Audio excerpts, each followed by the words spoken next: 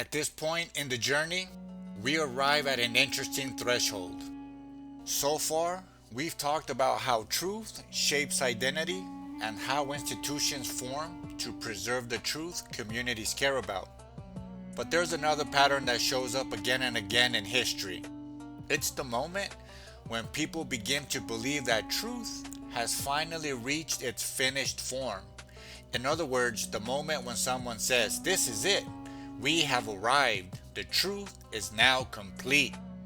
I understand the appeal of that idea. There's something comforting about it. If truth is finished, then the long work of questioning, interpreting, and wrestling with meaning can finally come to an end. We can all rest. But history tells a different story, right? Again and again, whenever people declare that truth has reached its final form, something important starts to happen. The living quality of truth begins to shrink. What was once a discovery slowly becomes something fixed and guarded. Interestingly, movements that claim final truth rarely begin that way.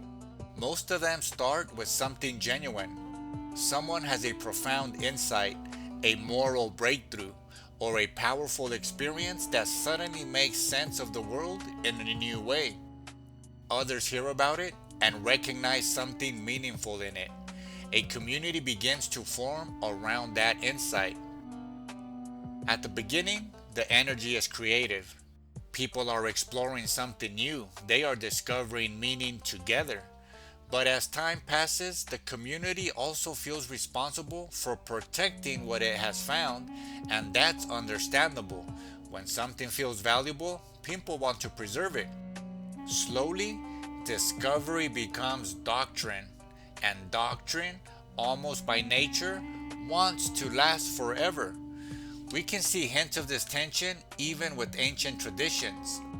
In Hebrew traditions, for example, the prophetic voices often resisted the idea that understanding can simply be sealed once and for all. The prophets spoke into changing historical situations, calling people back to reflection and renewal.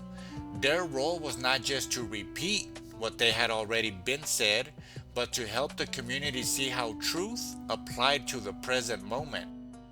In the Christian writings, we encounter something similar in the teachings attributed to Yeshua of Nazareth. In the Gospel of John, he says something that feels surprisingly open-ended. "I still have many things to say to you, but you cannot bear them right now." That line is fascinating. It suggests that understanding unfolds over time. Truth isn't simply dropped into history all at once.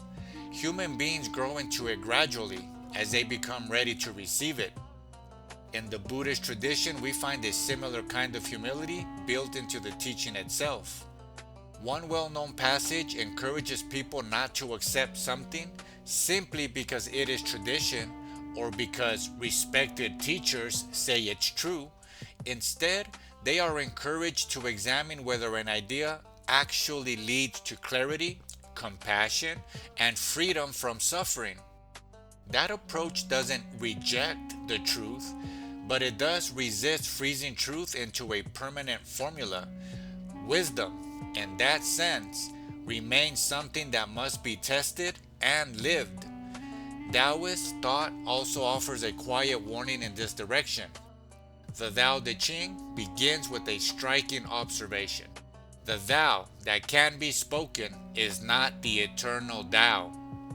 In simple terms, this means whatever we say about reality can never fully capture it. Language, words, help us point toward truth, but it cannot contain the whole of it. Even in ancient Greek philosophy, we see the same kind of insight. Heraclitus, one of the earliest philosophers, famously suggested that everything is in motion.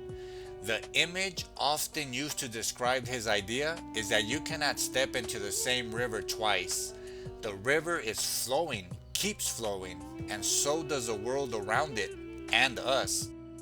If reality itself is constantly changing, then any claim that we have captured the final and complete truth starts to look a little questionable, right? and yet human beings still return to that claim. Communities sometimes begin to believe that their particular understanding is the final and definitive expression of truth. When that happens, a few predictable shifts often follow. First, humility begins to fade. Arrogance begins to rise. If truth is already complete, then questioning it can feel like betrayal rather than curiosity. Second, authority tends to strengthen. If a final truth exists, someone has to guard it and enforce it. Institutions become responsible for maintaining the boundaries of what is considered truth, correct. And third, dissent becomes uncomfortable. People who ask new questions may be seen not as participants in the search for understanding, but as threats to the stability of the community. History shows that this dynamic can produce both positive and negative results. On the positive side, shared certainty can create strong communities. When people believe they understand something important about reality, it can give them moral direction and a sense of common purpose. But when certainty hardens into absolutism, problems can emerge. Alternative ideas may be dismissed too quickly. New insights may struggle to find a place. In extreme cases, the desire to protect truth can turn into the suppression of questions. What's interesting is that this pattern doesn't appear only in religion. Philosophical schools have done it, political movements have done it, even science, despite its emphasis on evidence, has occasionally fallen into this habit. At different moments in history, scientific theories were treated as if they were permanent conclusions. Later discoveries revealed that those theories were only partial explanations. But science also gives us a powerful example of something else: the willingness to revise conclusions when new evidence appears. In fact, the strength of science lies precisely in that openness. Each discovery becomes a starting point for new questions. What once seemed definitive becomes the foundation for deeper understanding. Seen from this perspective, the desire for final truth begins to look less like arrogance and more like something deeply human. We want certainty. We want clarity. We want the search to end. If we're honest, most of us has probably felt that longing at some point. The hope that one day everything will finally make sense. But many of the traditions we've explored suggest a different posture. Instead of treating truth as something we can capture once and for all, they invite us to treat it as something we continue to grow into. The rabbinic Jewish tradition, for example, interpretation itself becomes part of the sacred work. The Hebrew scriptures are not simply preserved and left untouched. They are studied, debated, and discussed across generations. New circumstances lead to new reflections. The conversation continues. That approach reveals something important. Loyalty to truth does not necessarily mean freezing our understanding. Sometimes it means revisiting earlier conclusions and asking whether we see them more clearly now. When we step back and look at the larger picture, a pattern begins to emerge. Whenever truth is declared finished, curiosity tends to fade. Growth slows down. The living quality of understanding becomes harder to sustain. But when truth is approached with humility, when people recognize that their understanding is always partial, something different becomes possible. Learning continues. Dialogue remains open. Communities stay capable of adapting to new situations. For that reason, I find the phrase illusion of final truth helpful, not as an accusation, but as a gentle reminder. The illusion appears when human perspectives mistake themselves for complete representations of reality. That mistake is easy to make. After all, we all experience the world from within our own limited point of view, but recognizing those limits can actually be freeing. It allows conviction and humility to exist side by side. We can still hold beliefs that guide our lives. we can still commit ourselves to values and traditions that matter deeply to us. At the same time, we remain aware that our understanding may continue to grow.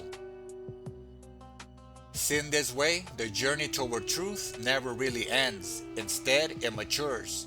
It becomes less about possessing truth once and for all, and more about learning how to live in an ongoing relationship with it. That relationship includes preserving what earlier generations discovered.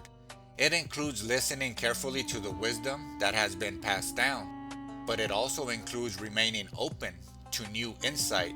In that sense, every reflection, this one included, is simply a moment within a much larger conversation. A conversation that stretches across cultures, centuries, and generations. None of us hold the final word, not even I, but together, through careful thought, honest questioning, and shared reflection, we continue participating in the unfolding search for truth.